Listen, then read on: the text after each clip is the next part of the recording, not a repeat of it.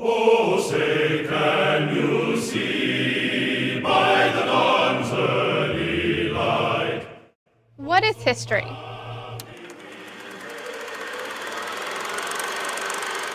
This is pretty simple to answer. History is the study of past events. It is a written record of the past. This is why we sometimes discuss the prehistorical or before there were written records. How do we study history? Studying history is about interpretation. Historians take documents from the past and interpret them to understand why things happened and the consequences of historical events. Historians might interpret events differently depending on their own biases or even the time they live in. This means that the author of your textbook may have a different interpretation of a historical event than I do. This does not mean that either interpretation is right or wrong, as long as these interpretations still line up with the evidence. It simply means that we interpreted the sources differently. Or it could mean that we picked different sources to study. For instance, historians used to only look at the writings of the elite. But now we look at the writings of common soldiers, women, slaves, and anyone else who set pen to paper. Why do we study history?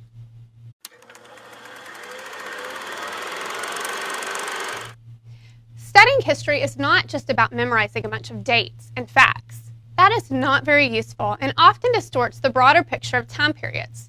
Instead, it is about understanding why what occurred in the past transpired and using the study of these events to gain a better understanding of different cultures, societies, and the world around us. So the saying goes, those who do not know history are doomed to repeat it. And while this may be true, this is not the only reason to study history. Understanding history helps to put the present in context. We call this a historical perspective. What is a historical perspective?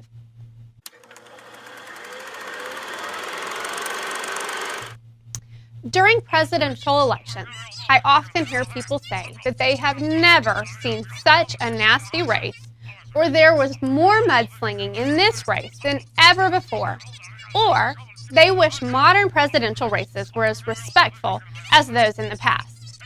If you have a historical perspective, you understand that the election of 1828 was one of the most bitter presidential races in American history, with the candidate's mother being called a common prostitute, his wife being called a bigamist, and him being accused of murder. His supporters accused his opponent of supplying a virgin for the entertainment of the Russian Tsar. Oh, no, you didn't. Today, I often hear how this country has never been so divided. Because I have a historical perspective, I understand that during the presidency of Andrew Jackson, there was also a lot of division and political strife, from which our country recovered. Also, the greatest division in our history resulted in the Civil War. What we have today does not come close to this. Many times I have students say that things are just as bad as they have always been, but a historical perspective reminds us of the privileges we now enjoy. For example, I can vote. That right is less than 100 years old. We should also remember how far we have come since the Jim Crow South, the marches on Washington, and the murders of civil rights activists. I'm not saying that we have completed all the work we need to do in granting civil rights to all Americans, but we have made impressive progress. If we can understand our nation's past, then it often gives us a greater understanding of current events and provides some comfort as we realize that our nation has recovered from much worse events in the past. It also points a way forward so that we can improve the future for all Americans. Do's and don'ts of studying history.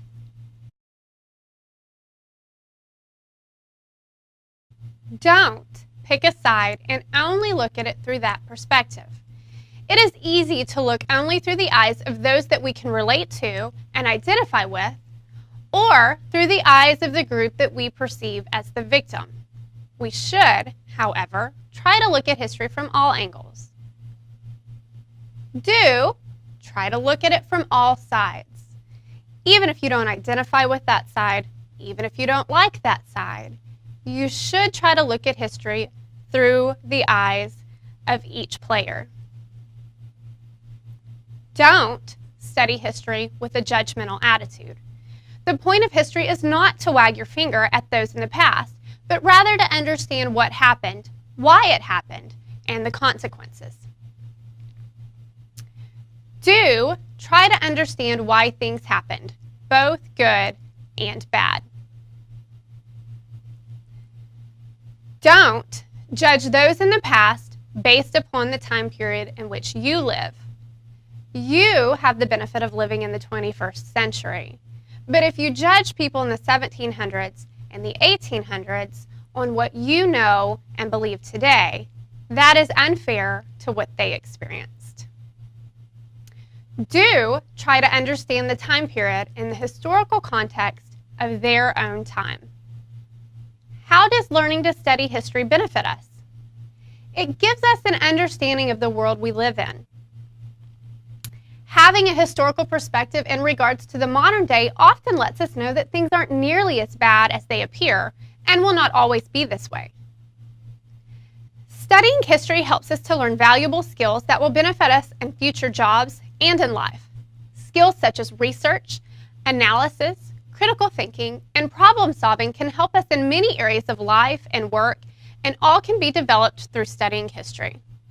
Oh, say, can you see by the dawn's